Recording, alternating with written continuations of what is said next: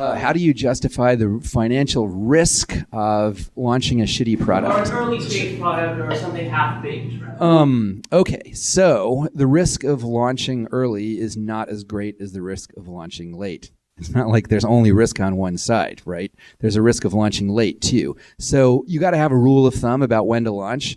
And my rule of thumb, the way I have this phrase for it that didn't become as sticky as minimum viable product because it describes what the minimum viable product has. But it's a quantum of utility, right?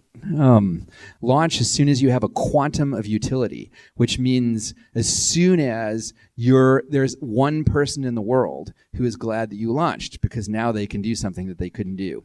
If you have something that if you launched it, no one would be happy, then you're not ready to launch, right? As soon as there's at least somebody out there who would say, oh, here's this thing I can use because I can do X, and before that I couldn't do it, then you should launch. As soon as you have a quantum of utility. It sounds like there's some utility function. Like if it makes too many people happy and like one person happy and like 100 really unhappy, maybe it's not ready.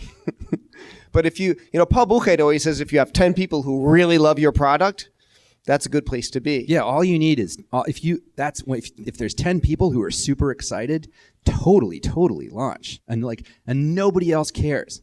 That is perfectly fine. That's great.